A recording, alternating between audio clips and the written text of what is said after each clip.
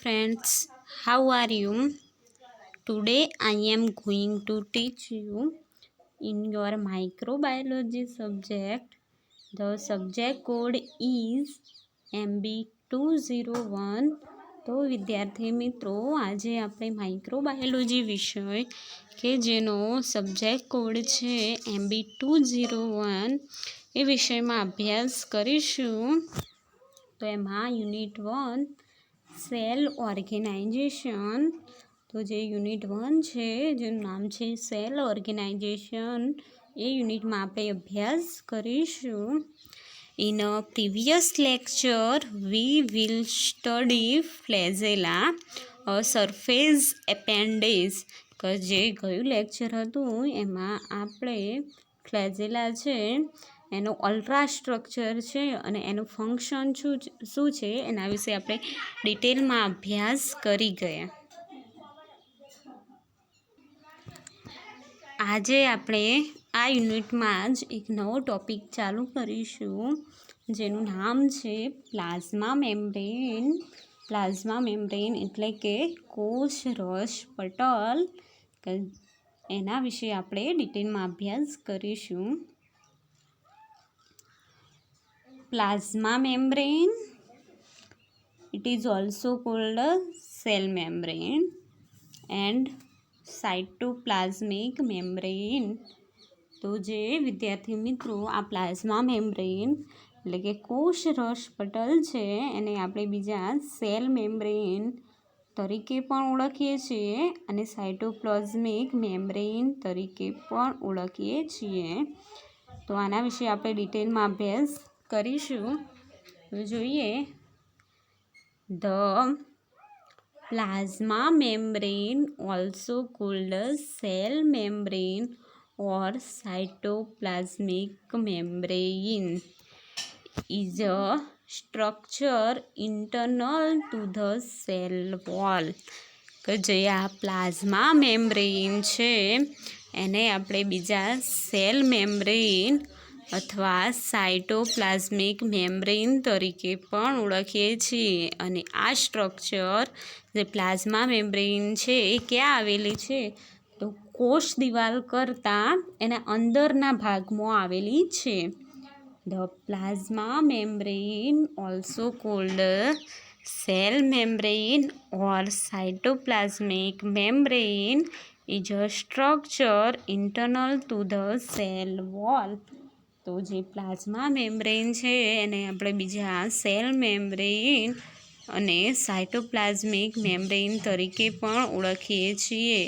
અને આ સ્ટ્રક્ચર છે પ્લાઝ્મા મેમ્બ્રેનનું એ સેલ વોલ એટલે કે કોષ દિવાલની અંદર આવેલું હોય છે. Look at this figure. This is the figure of bacterial cell. કે જે બેક્ટેરિયાનો કોષ છે એની આ આકૃતિ છે.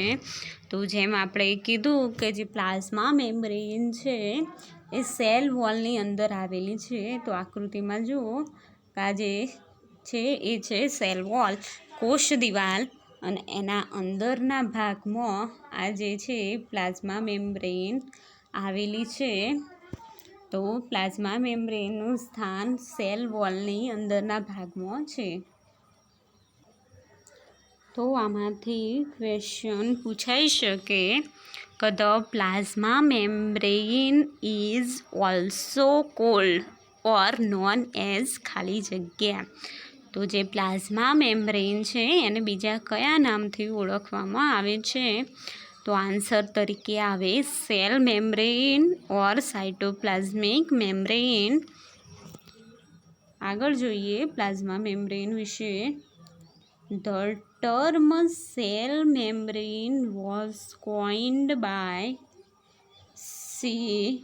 Nugle and C. Kramer in 1855.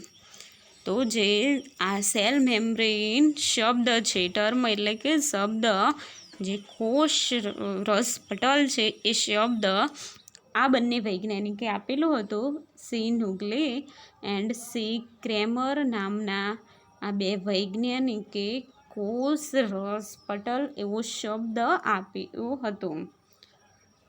આ શબ્દની શોધ કરી હતી.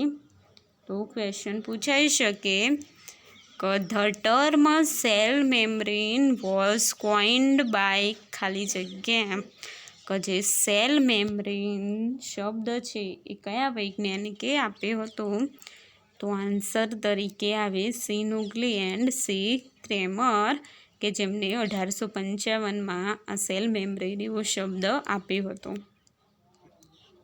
It consists of 20 to 70% protein, 20 to 80% lipid, 1 to 5% oligosaccharide and 20% water. તો જે આ પ્લાઝમા મેમ્બ્રેન છે એ શું ધરાવે છે? તો એ પહેલું 20 થી 70% પ્રોટીન ધરાવે છે પ્લાઝમા મેમ્બ્રેન. ત્યારબાદ 20 થી 80% જેટલું લિપિડ ધરાવે છે. પછી 1 થી 5% જેટલો ઓલિગોસેકેરાઇડ ધરાવે છે અને 20% જેટલું વોટર ધરાવે છે. તો આમ આ પ્લાઝમા મેમ્બ્રેન છે એ 20 થી 70% પ્રોટીન, 20 થી 80% લિપિડ, 1 થી 5% ઓલિગોસેકેરાઇડ અને 20% વોટર એટલે કે પાણીની બનેલી હોય છે. The plasma membrane contains phospholipid bilayer in which globular protein are embedded. તો જે આ પ્લાઝમા મેમ્બ્રેન છે બીજું શું ધરાવે છે? પ્રોટીન, લિપિડ, ઓલિગોસેકેરાઇડ, પાણી તો ધરાવે છે, પણ બીજું ફોસ્ફોલિપિડ છે એનું બાયલેયર એટલે કે 2 લેયર હોય એવું બાયલેયર ધરાવે છે ફોસ્ફોલિપિડનું, અને જેની અંદર ગ્લોબ્યુલર પ્રોટીન ફિટ થયેલા હોય છે. પ્લાઝમા મેમ્બ્રેન છે એ બીજું ફોસ્ફોલિપિડનું દ્વિસ્તરીય લેયર પણ ધરાવે છે જેની અંદર ગ્લોબ્યુલર પ્રોટીન ફિટ થયેલા હોય છે. Singer and Nicholson have given the fluid mosaic model of plasma membrane. તો જે આ બે વૈજ્ઞાનિકો હતા સિંગર અને નિકોલસન, એમને જે પ્લાઝમા મેમ્બ્રેન કોષ રસ પટલ છે એનું ફ્લુઇડ મોઝેઇક મોડલ એની શોધ કરી હતી અથવા એ આપ્યું હતું. તો આન્સર ક્વેશ્ચન આમાંથી પૂછાઈ શકે કે who given the fluid mosaic model, કે કોણે ફ્લુઇડ મોઝેઇક મોડલ આપ્યું હતું? તો Singer and Nicolson given the fluid mosaic model of plasma membrane. કે સિંગર અને નિકોલસન નામના વૈજ્ઞાનિકે ફ્લુઇડ મોઝેઇક મોડલ જેની શોધ કરી હતી અથવા એને આપ્યું હતું. આ જે આકૃતિ જુઓ આ છે ફ્લુઇડ મોઝેઇક મોડલ. આ મોડલ એ સિંગર અને નિકોલસન નામના વૈજ્ઞાનિકે આપ્યું હતું. આ મોડલ વિશે આપણે જોઈએ ફ્લુઇડ મોઝેઇક મોડલ વિશે જે સિંગર નિકોલસન નામના વૈજ્ઞાનિકે આપેલું હતું. This model was well accepted. આ મોડલને બધાએ સ્વીકાર્યું કે આ પ્લાઝમા મેમ્બ્રેનનું મોડલ છે. According to this model, the plasma membrane is quasi-fluid structure in which lipids and proteins are arranged in a mosaic manner. તો આ જે પ્લાઝમા મેમ્બ્રેનનું ફ્લુઇડ મોઝેઇક મોડલ છે આ મોડલમાં લિપિડ અને જે પ્રોટીન છે એ મોઝેઇક મેનરમાં એરેન્જ થયેલા હોય છે, ગોઠવાયેલા હોય છે. That's why this model is called a fluid mosaic model. એટલા માટે આ જે મોડલ છે પ્લાઝ્મા મેમ્બ્રેનનું એને આપણે ફ્લુઇડ મોઝેઇક મોડલ તરીકે ઓળખીએ છીએ. તો આ આકૃતિમાં જુઓ તો આ રીતે મોઝેઇક મોડલમાં જે કોષ રસ પટલનું સ્ટ્રક્ચર છે એ ગોઠવાયેલું હોય છે. પછી આ જે ફ્લુઇડ મોઝેઇક મોડલ છે એ બાયલેયર દ્વિસ્તરીય ગ્લોબ્યુલર પ્રોટીન ધરાવે છે. એ બે ગ્લોબ્યુલર પ્રોટીન કયા છે એ જોઈએ. The globular proteins are 2 types. કે જે આ પ્લાઝ્મા મેમ્બ્રેન છે કોષરસ પટલ એ ગ્લોબ્યુલર પ્રોટીન ધરાવે છે. એ મુખ્યત્વે બે પ્રકારના હોય છે. ફર્સ્ટ વન ઇઝ એક્સ્ટ્રિન્સિક અથવા પેરિફેરલ પ્રોટીન. જે પહેલું પ્રોટીન છે એ છે એક્સ્ટ્રિન્સિક, એટલે કે બહારની બાજુએ જે આવેલા પ્રોટીન હોય એને આપણે એક્સ્ટ્રિન્સિક પ્રોટીન તરીકે ઓળખીએ છીએ. અને એનું બીજું નામ છે પેરિફેરલ પ્રોટીન. ત્યારબાદ બીજો જે પ્રકાર છે એ છે ઇન્ટ્રિન્સિક પ્રોટીન. ઇન્ટ્રિન્સિક પ્રોટીન એટલે કે અંદરની બાજુએ જે પ્રોટીન આવેલું હોય એને આપણે ઇન્ટ્રિન્સિક પ્રોટીન તરીકે ઓળખીએ છીએ. અને એનું બીજું નામ છે ઇન્ટરગલ પ્રોટીન. ઇન્ટ્રિન્સિક પ્રોટીનને આપણે ઇન્ટરગલ પ્રોટીન તરીકે ઓળખીએ છીએ. તો આમાંથી પણ ક્વેશ્ચન પૂછાઈ શકે કે given the types of globular protein. કે જે ગ્લોબ્યુલર પ્રોટીન છે એના ટાઈપ્સ જણાવો. તો એમાં પહેલો આવે એક્સ્ટ્રિન્સિક પ્રોટીન, કે જેને આપણે પેરિફેરલ પ્રોટીન તરીકે પણ ઓળખીએ છીએ. અને ત્યારબાદ આવે ઇન્ટ્રિન્સિક પ્રોટીન, કે જેને આપણે ઇન્ટરગલ પ્રોટીન તરીકે ઓળખીએ છીએ. Look at this figure. This is the fluid mosaic model. આકૃતિ ફ્લુઇડ મોઝેઇક મોડલ છે જેની અંદર આપણે જોઈએ છીએ કે ફોસ્ફોલિપિડ છે એનું બાયલેયર, કે જે ફોસ્ફોલિપિડનું અણુ છે એનું દ્વિસ્તરીય લેયર આવેલું હોય છે. કંઈક આ પહેલું લેયર અને આ છે બીજું લેયર. ત્યારબાદ આપણે જોયું કે જે આ મોડલ છે એ મુખ્યત્વે બે પ્રકારના ગ્લોબ્યુલર પ્રોટીન ધરાવે છે. તો પહેલાં હતા એક્સ્ટ્રિન્સિક પ્રોટીન. તો આકૃતિમાં આપણને સ્પષ્ટ રીતે દેખાય છે કે જે એક્સ્ટ્રિન્સિક પ્રોટીન છે એ મોડલની બહારની બાજુએ આવેલા હોય છે, માટે આપણે એને એક્સ્ટ્રિન્સિક પ્રોટીન તરીકે ઓળખીએ છીએ. ત્યારબાદ જે બીજું પ્રોટીન આવેલું હતું એ હતું ઇન્ટ્રિન્સિક પ્રોટીન, કે જે અંદરની સાઈડ આવેલું છે. કે આકૃતિમાં આપણને સ્પષ્ટ દેખાય છે કે આ પ્રોટીન જે અંદરની સાઈડ આવેલું હોય છે, માટે એને આપણે ઇન્ટ્રિન્સિક પ્રોટીન તરીકે ઓળખીએ છીએ. તો આમ જે ફ્લુઇડ મોઝેઇક મોડલ છે એ બે ટાઈપ્સના ગ્લોબ્યુલર પ્રોટીન ધરાવે છે, extrinsic protein and intrinsic protein. તો આમાંથી પણ ક્વેશ્ચન પૂછાઈ શકે કે extrinsic protein is also known as a ખાલી જગ્યા. તો જે એક્સ્ટ્રિન્સિક પ્રોટીન છે એને આપણે બીજા કયા નામથી ઓળખીએ છીએ? તો એને આપણે પેરિફેરલ પ્રોટીન તરીકે ઓળખીએ છીએ. ત્યારબાદ એ જ રીતે જે ઇન્ટ્રિન્સિક પ્રોટીનમાં પણ પૂછાઈ શકે કે intrinsic protein is also known as a ખાલી જગ્યા. જે ઇન્ટ્રિન્સિક પ્રોટીન છે એને આપણે બીજા કયા નામથી ઓળખીએ છીએ? તો એને આપણે ઇન્ટરગલ પ્રોટીન તરીકે ઓળખીએ છીએ.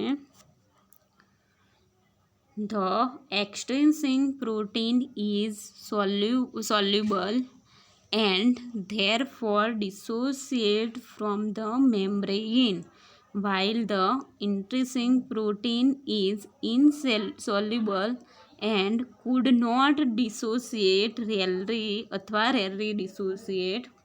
તો જે આપણે પ્રોટીનના બે ભાગ જોયા, તો એમાં જે પહેલું પ્રોટીન હતું એક્સ્ટ્રેસિંગ પ્રોટીન, એ પાણીમાં સોલ્યુબલ અથવા તે સોલ્યુબલ છે એટલે કે ઓગળી જાય, જ્યારે ઇન્ટ્રેસિંગ પ્રોટીન છે એ ઇનસોલ્યુબલ છે કે પાણીની અંદરથી ઓગળી શકતું નથી.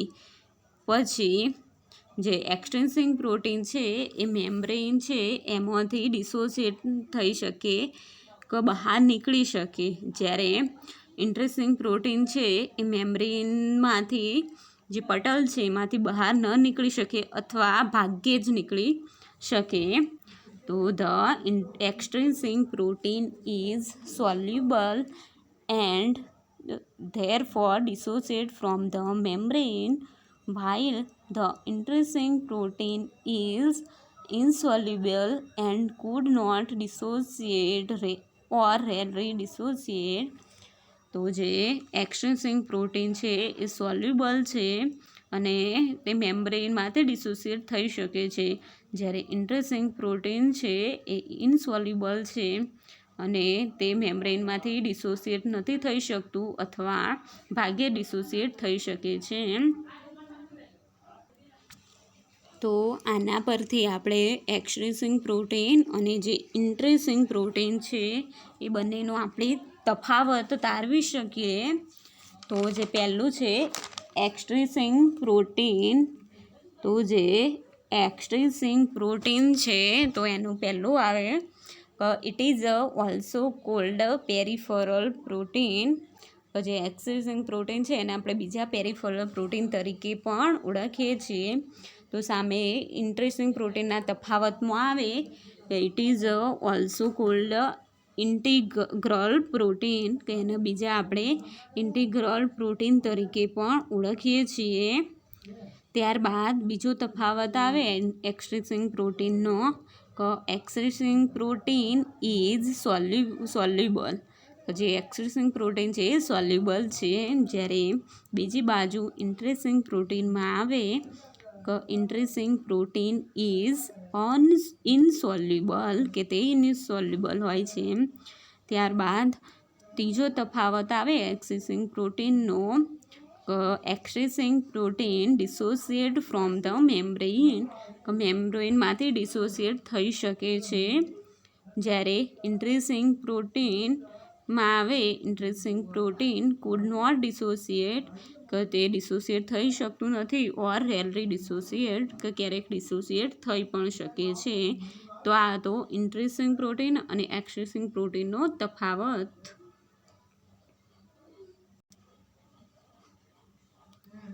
The intrinsic protein are partially embedded either on outer surface or on inner surface of the bilayer.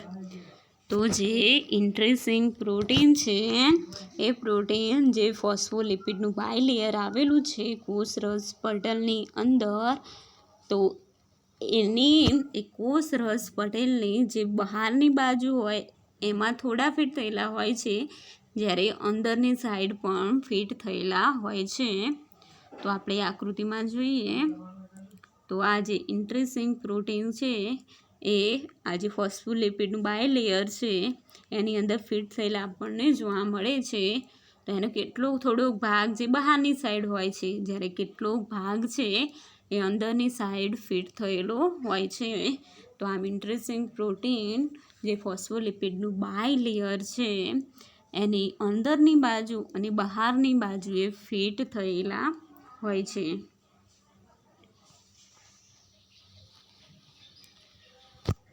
Phospholipids are the complex lipids which are made up of glycerol, 2 fatty acid.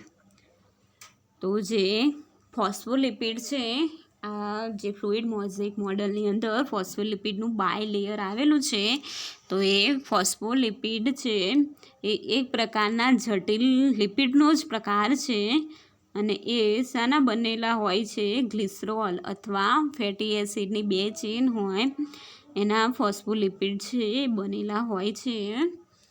જે phospholipid છે એ એક જટિલ lipid છે અને એ glycerol અને 2 fatty acid કે 2 fatty એસિડના અણુ હોય એના બનેલા હોય છે.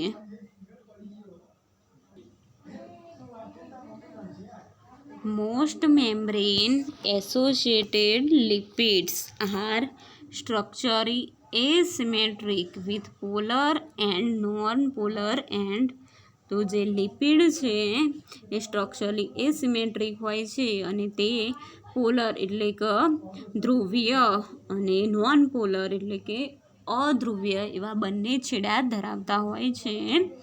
તો જે મેમ્બ્રેનમાં જે લિપિડ છે એ સ્ટ્રક્ચરલી એસિમેટ્રિક હોય છે અને તે પોલર એટલે કે ધ્રુવીય અને અધ્રુવીય એવા બંને છેડા ધરાવે છે.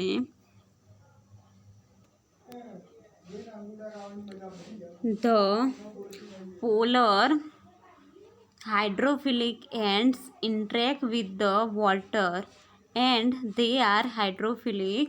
કે જે અધ્રુવીય છેડો છે લિપિડનો એ પાણી સાથે ઇન્ટરેક્ટ થાય છે અને તે જેવા હોય છે જલ અનુરાગી. કે જે હાઇડ્રોફિલિક એન્ડ છે એ પાણી સાથે ઇન્ટરેક્ટ હોય છે અને તે જલ અનુરાગી હોય છે.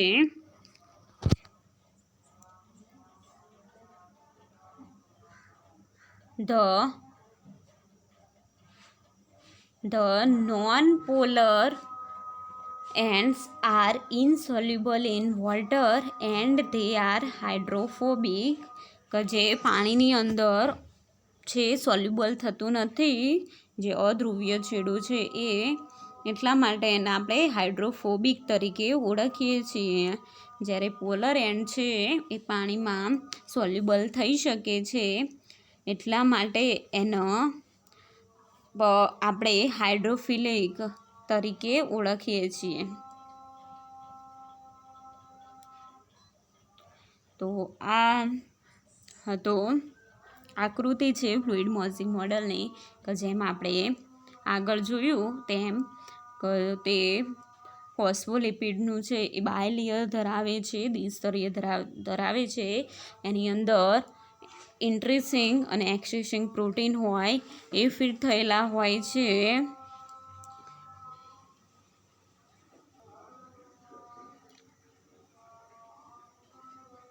એકવાર આપણે ફરી જોઈ લઈએ તો જે પ્લાઝ્મા મેમ્બ્રેન છે એને આપણે બીજા સેલ મેમ્બ્રેન અથવા સાઇટોપ્લાઝમિક મેમ્બ્રેન તરીકે પણ ઓળખીએ છીએ. જે પ્લાઝ્મા મેમ્બ્રેન છે એનું બીજું નામ છે સેલ મેમ્બ્રેન અથવા સાઇટોપ્લાઝમિક membrane. The term cell membrane was coined by C. Nucley and C. Kramer in 1855. તો જે સેલ મેમ્બ્રેન છે એ શબ્દ સી નુગ્લી અને સી ક્રેમર નામના વૈજ્ઞાનિકે આપેલો હતો.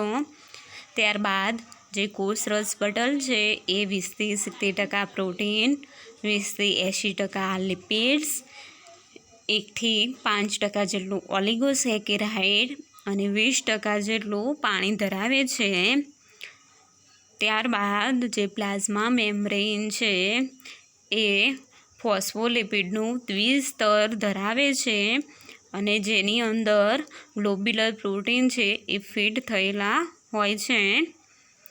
પછી આ જે પ્લાઝ્મા મેમ્બ્રેન છે એનું મોડલ છે એ જે ફ્લુઇડ મોઝેઇક મોડલ તરીકે આપણે એને ઓળખીએ છીએ, જેની શોધ સિંગર અને નિકોલસન નામના વૈજ્ઞાનિકે કરી હતી.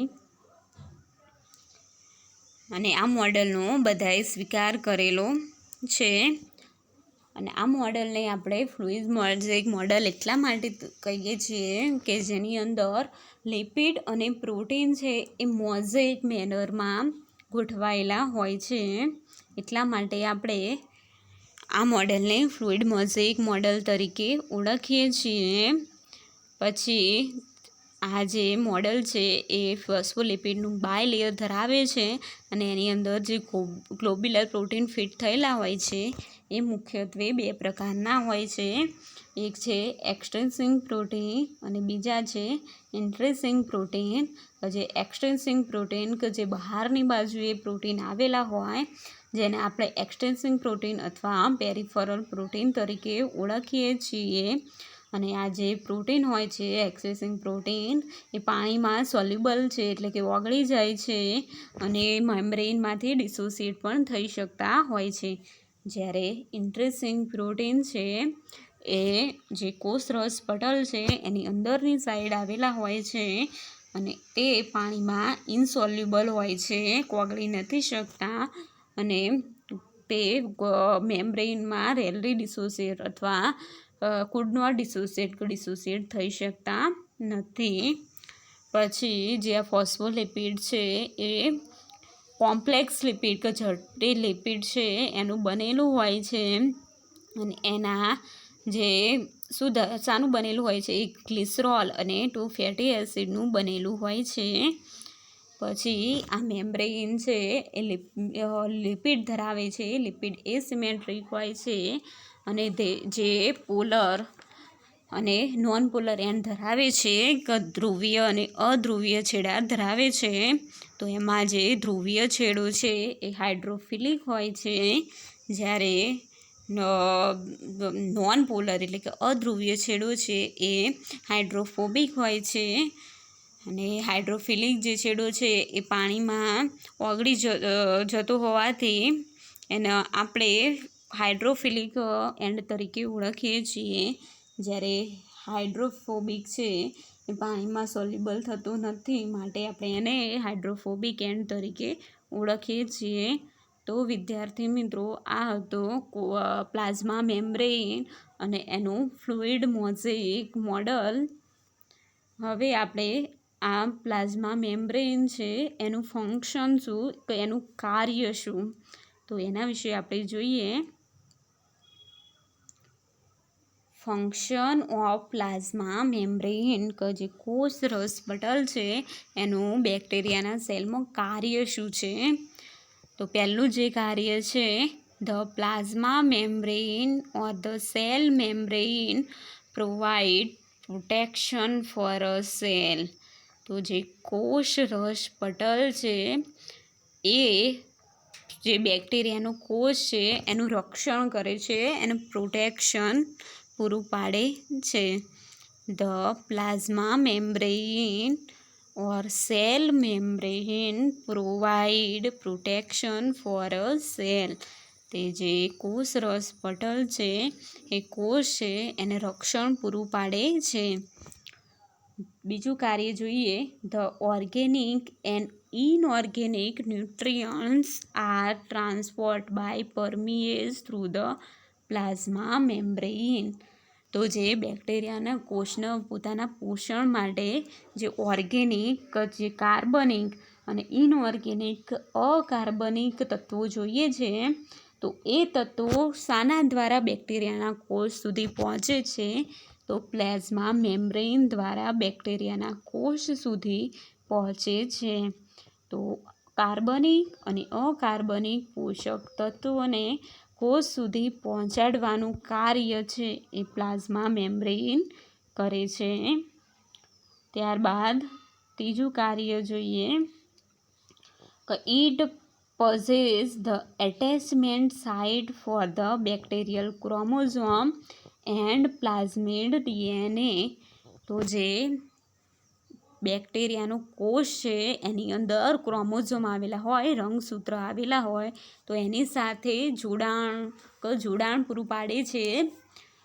ત્યારબાદ પ્લાઝમિડ ડીએનએ કે જે બેક્ટેરિયાનો કોષ છે એની અંદર ડીએનએ તો આવેલું જ હોય, ક્રોમોઝોમ આવેલું હોય, એના ઉપરાંત એક વધારાનું જે ડીએનએ આવેલું હોય છે એક્સ્ટ્રા ક્રોમોઝોમલ ડીએનએ જેને આપણે પ્લાઝમિડ તરીકે ઓળખીએ છીએ અને જેની પાસે સેલ્ફ રેપ્લિકેટિંગ કેપેસિટી હોય છે તો એને આપણે પ્લાઝમિડ કહીએ છીએ. તો આના વિશે તમારે આગળ અભ્યાસ કરવાનો આવશે આ જ યુનિટમાં, ત્યારે આપણે પ્લાઝમિડ વિશે ડિટેલમાં જોઈશું.